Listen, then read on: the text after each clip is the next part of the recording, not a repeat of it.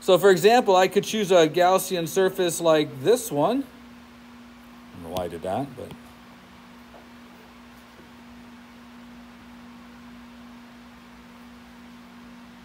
there, it extends from the center of the sphere to that point.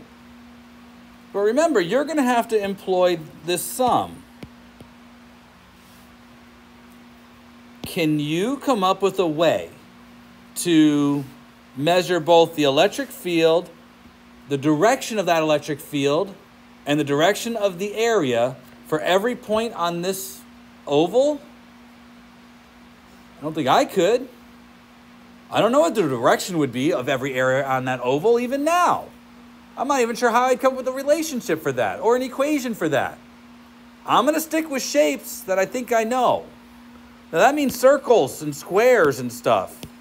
Maybe even cylinders where the direction of the area is obvious. But even if I went with a circle, right, this is a circle, I could probably get it to touch both of those parts. Is that a reasonable circle to use?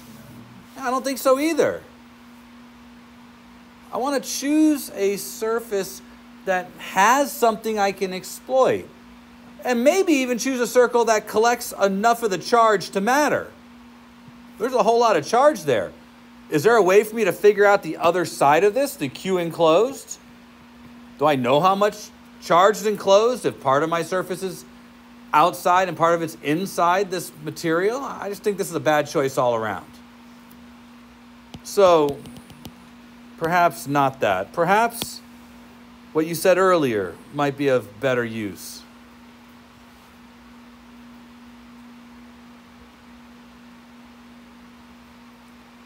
All right, so I have a surface now. I've placed it concentric with the sphere. That way, every part of the surface is the same distance away from the charged sphere. I think I'm starting to get a little bit of reasonable things happening near now. I know the direction of every area on this surface. It will be away from the center. And I think I can make a pretty reasonable argument that if this is the same distance everywhere, then the electric fields here should all be about the same size. Does that make sense? Do you see why I want to make that argument? I want to choose a surface where the electric fields are the same everywhere on the surface. It helps quite a bit, actually. If I do that, that means this is the same for every piece of area. I only have to do one more test, and I can pull that electric field out from my integral completely.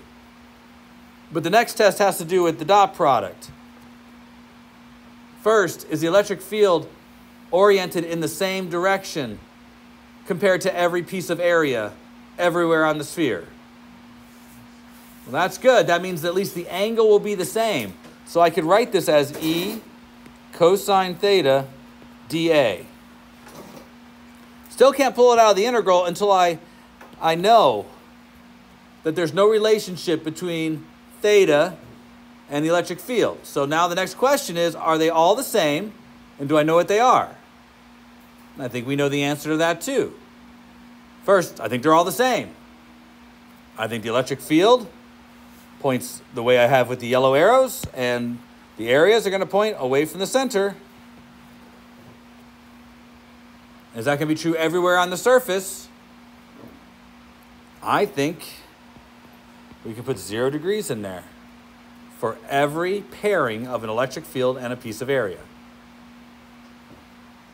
Now, I'm watching all of you. Do you know to do these things? Did you know to do these things when we were first looking at the problem? Because if you didn't, why aren't you writing it down now? That seems like appropriate crap to write down, stuff to write down. I got told that I'm not intelligent because I use too many bits of foul language.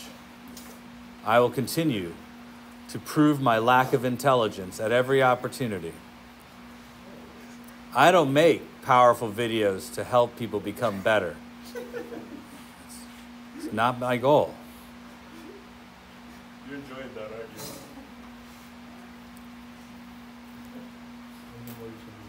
I'm going to refrain from what I was going to say. We have a long year to work together still with NHS and in this class, so I'll just leave it right there. I'm going to refrain from saying anything. I'm recording right now, so I'm going deliberately slow here because the next part of this is not as easy. I think I've made all the necessary arguments to get you to this point. So now,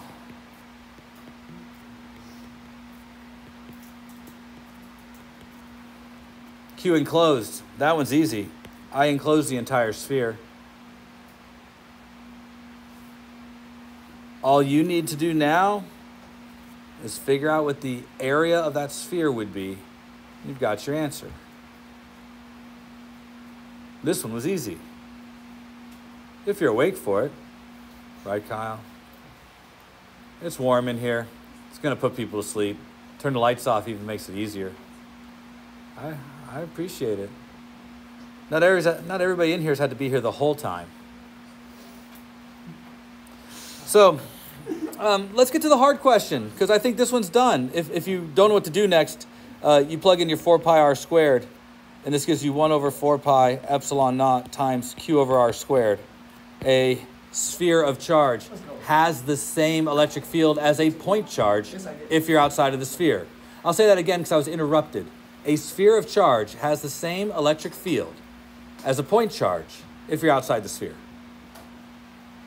That shouldn't be too big a surprise. You get far enough away from this sphere becomes a point. So it makes not unreasonable sense.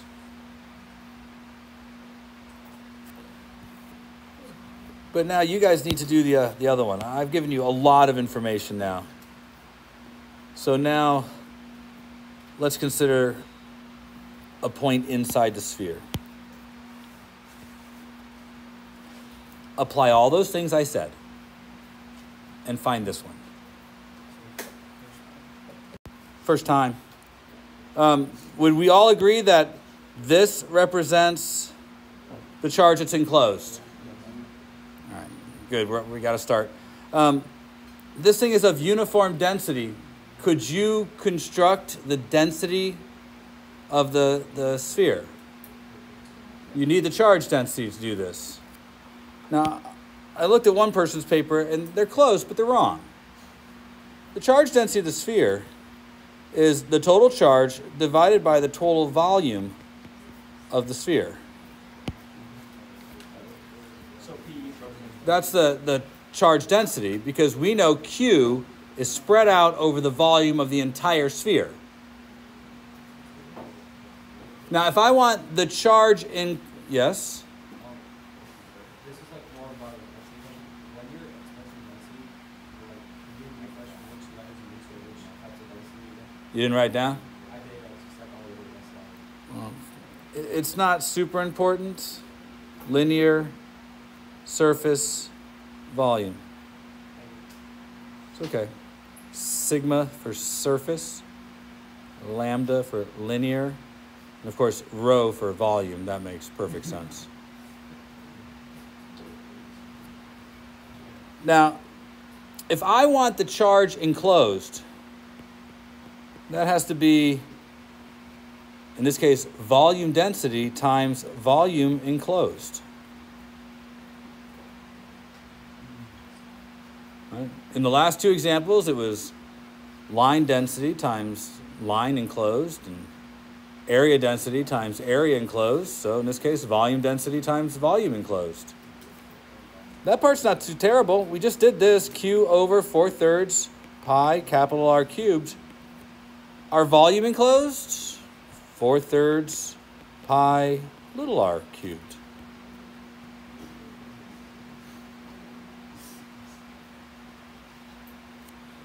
So, it's a ratio. That's your Q enclosed. All right. So we did the Q enclosed. Can you take out the cube, or can you just do that? Can't take it out. I need to have it in there. Has to be a charge, so need something in there that's in coulombs. All right, let's move on. We now need to deal with the flux. Look, if you're having difficulty with this part, and some of you are having difficulty with all of it, but remember, this is a test question. It's been on the AP exam. And this would just be like part A, so just be aware, there'd be more. I'd like to draw your attention to the idea that if I only considered the part of this that is, I'm trying to paint green here. If I only considered that portion, the electric field from that would be what we discussed a minute ago.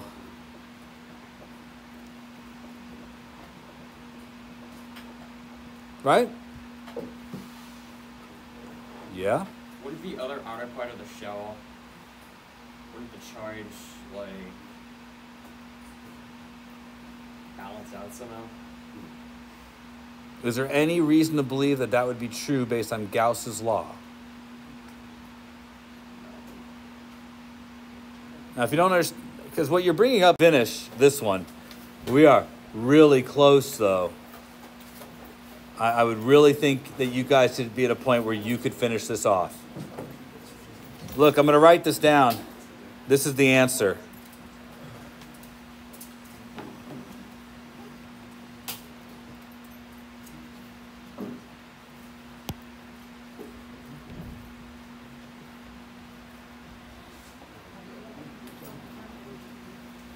Prove it tonight. Once you got, just outline that in black. Once you got this, you need to work on the other side now, the side regarding the flux. But I don't believe there's very much to do on the side related to the flux because we've already done it. You know, we did the full sphere. We were doing the side related to the flux. It's not going to be any different. As I look about this sphere, the electric field traveling in that direction and the area are going to be aligned again, just like before. And therefore, the side regarding the flux is exactly the same. So when I take this and start looking at the side related to the flux, so I'll do right here, I'll have epsilon naught times the integral E dot dA. But I think I can immediately jump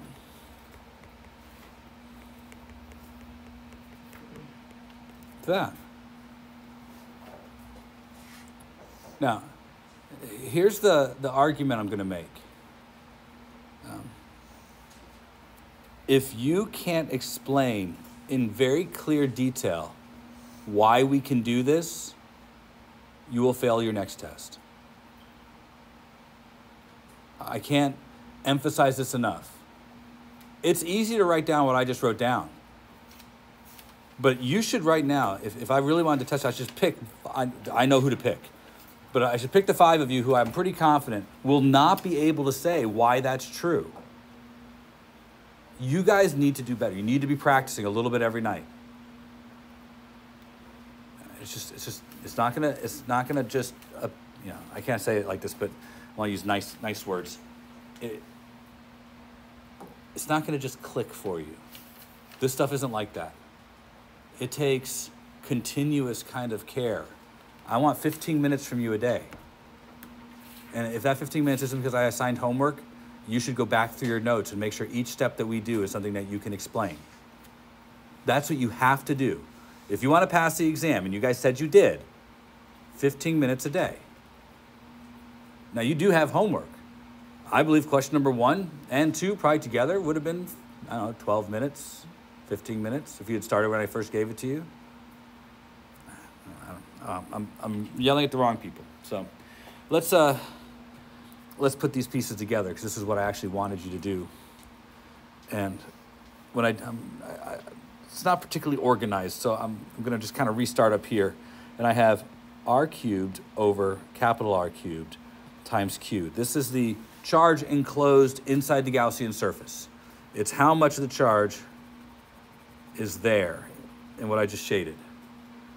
Now that's the left side. And the right side is our flux, which we now know is again proportional to that surface area.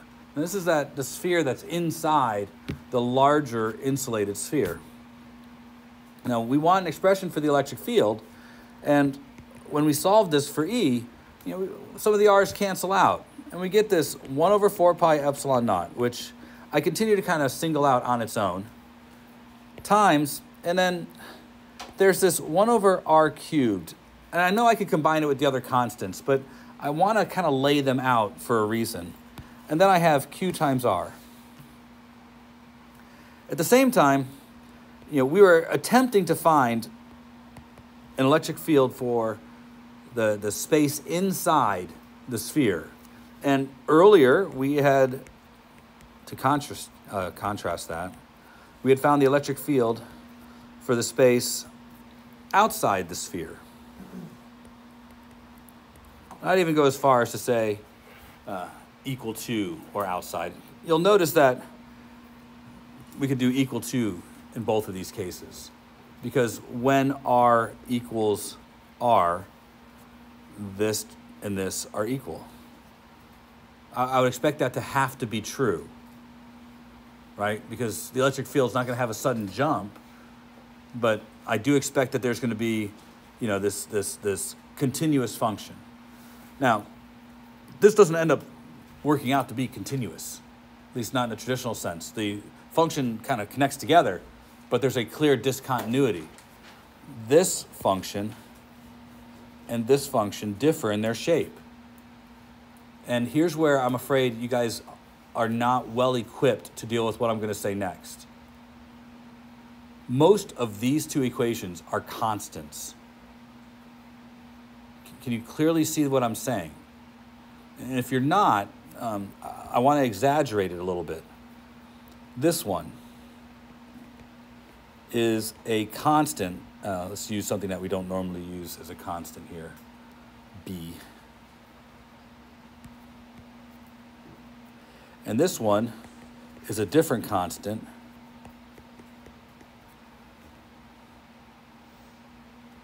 Do you see that everything that I'm circling,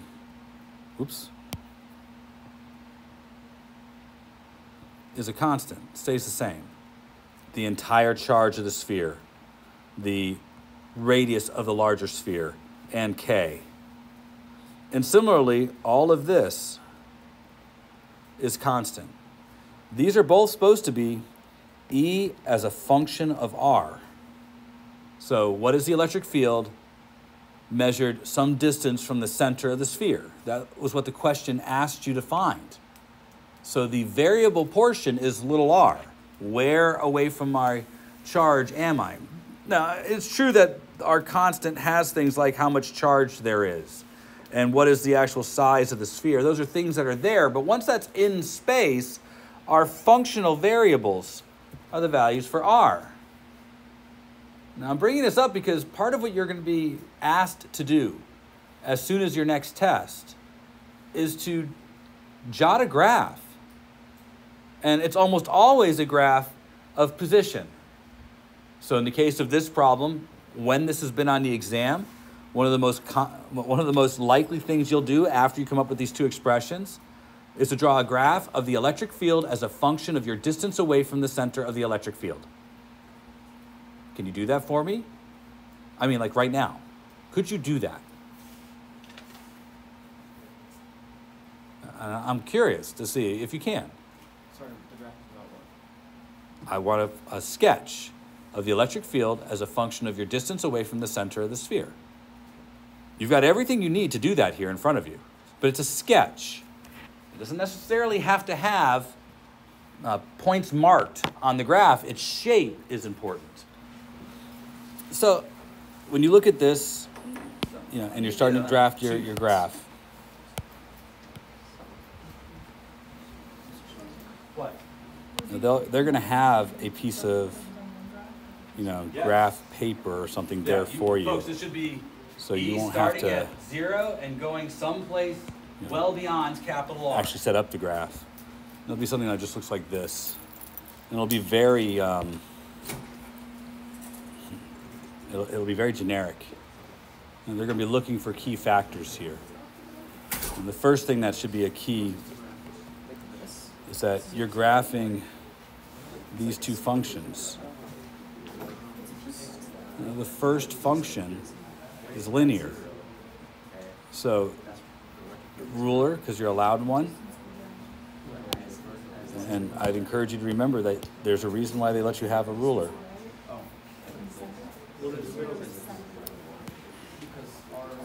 Now, I heard some discussion about, do the two graphs line up?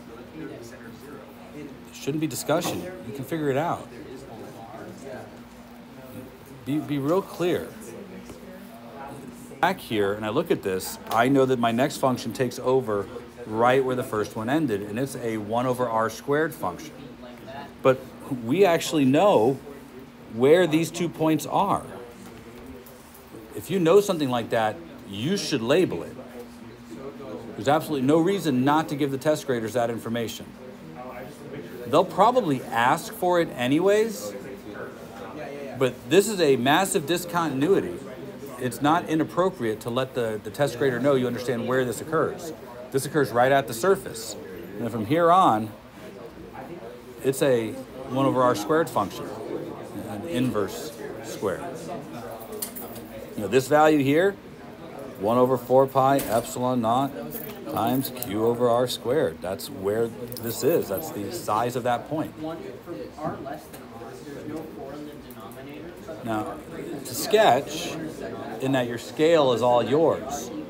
But when you know extrema and you know points of discontinuity, you should label them. Did you get q over r cubed pi epsilon naught times r? You should maximize that. We're going to try something else. Yeah. It starts with a high field. I'm saying it starts with a high field because it makes sense because it's close to your water. That's why I was also meaning that. That's why I have No. I was wrong. I see you were right. Because I did math wrong.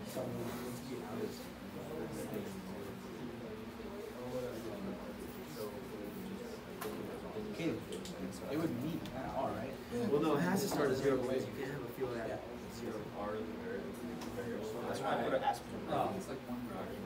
I'll be honest, I'm seeing many more of them that I like than I dislike, so that's good. Perhaps I was judging too harshly. So, anything that you can figure out, you should. So we have 1 over 4 pi epsilon naught times 1 over r cubed times q times r. This is for r less than r. And we have 1 over 4 pi epsilon naught times q over r squared. This is for r greater than r. Well, what happens when r equals r? Did you try plugging it into both functions? It's an easy thing to do.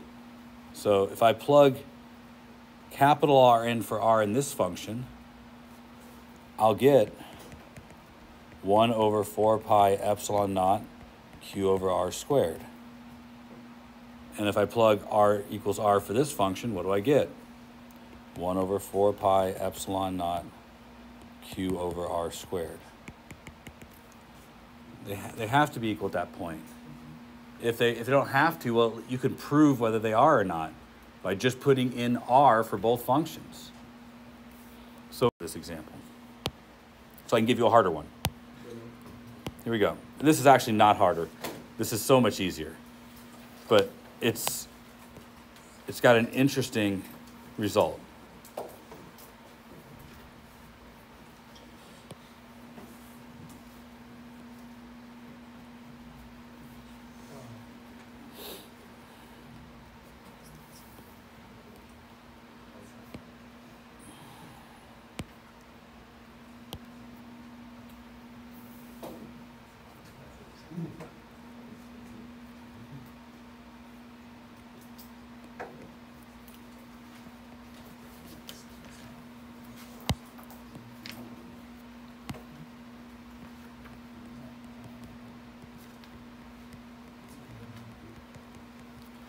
All right, so I have a point charge located inside the center of a neutral conducting shell.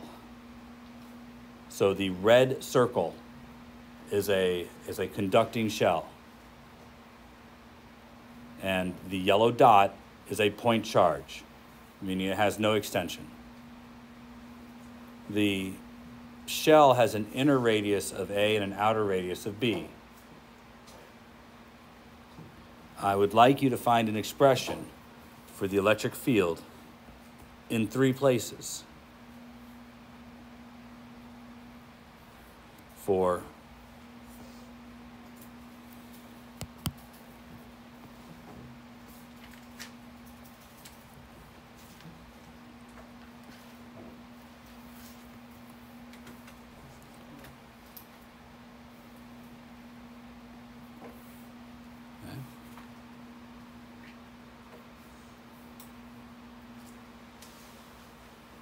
I put no equals there because I have every intention of talking about what happens when R equals A and R equals B. But I'd like you to find an expression for the electric field in these 3 locations. This should not take you long. I'm thinking minutes. 2, maybe 3. Because 2 of these should be terribly easy. Perhaps only 1 of them hard. I will give you 2 minutes, but I'm calling people out. I gave this answer the other day. It's in your notes. I mean, it's just a point charge. Now, I would hope I don't have too many people stuck on this one.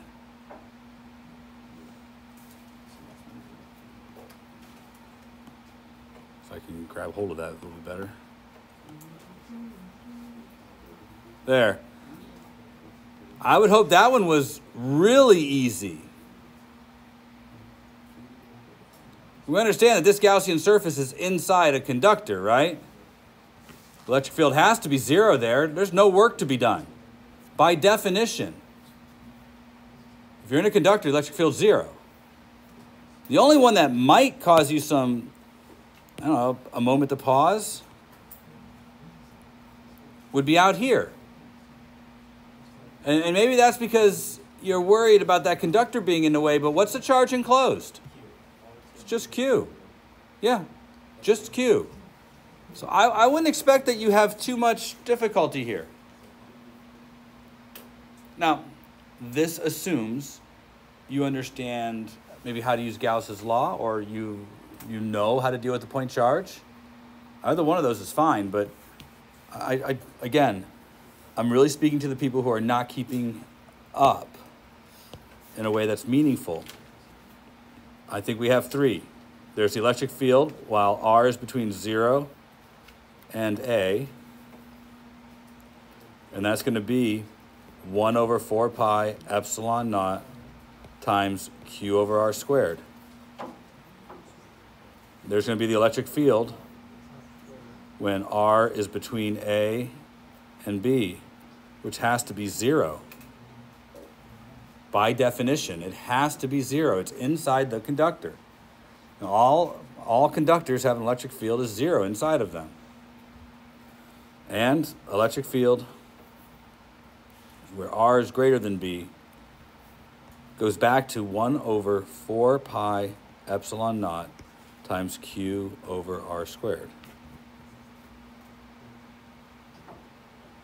What does this graph look like?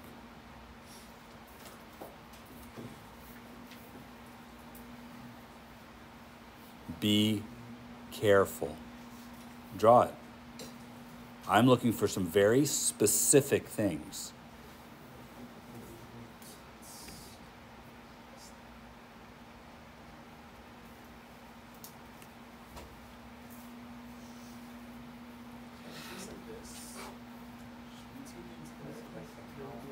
Relative size of the difference between B and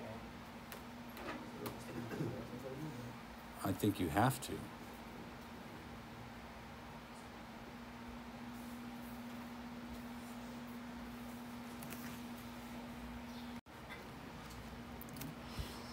So I'm going to just kind of sketch out the starting of my graph.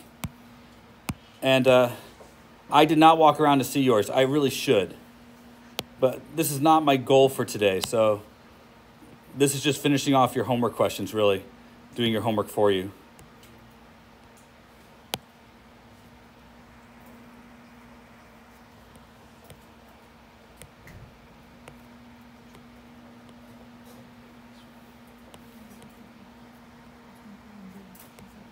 So, did you start yours close to but not touching the vertical axis?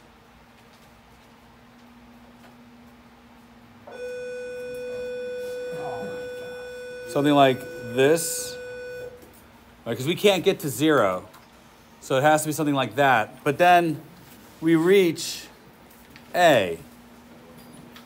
It's an inverse square function. And B is over here.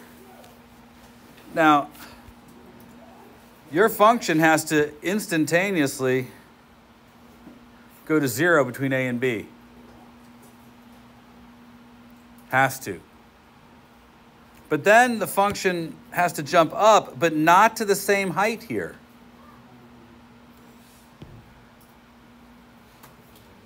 Starts lower. Now, just so you know, it's as if these were connected is where it picks up. But they're not, because inside the electric field it's 0. But when it picks back up, it's further away. So I'm dividing by a bigger number now. By the way, you guys who care, those should be solid. These should be open. The charges exist on the surface of the conductor, not inside of it. The electric field is 0 inside a conductor. The AP exam won't care, but I know you do. So there. Point. And I think it's a point you should think about. So give me a second to draw something.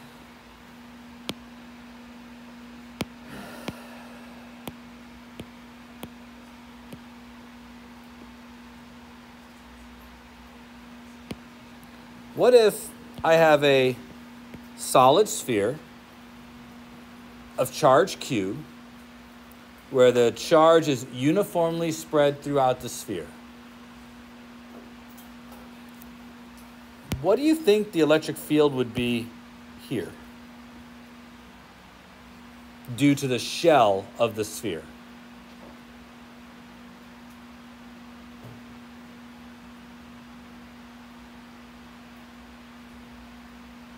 Really? You can't Gauss's law this one in your head? I mean, think about it for just a minute.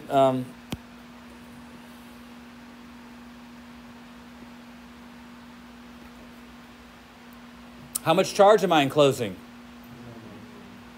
That would definitely be 0. Would there be any flux through that surface? Would that surface have an area? It would, right?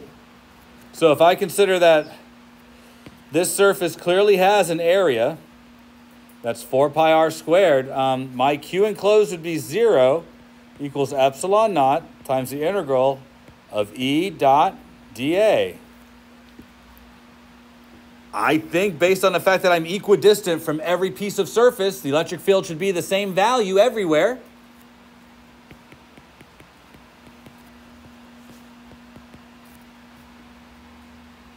Sum up all the angles, sum up all the area.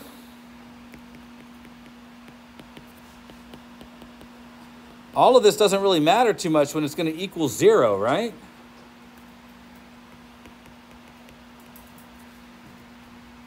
I think that's a reasonable thing to have discussed.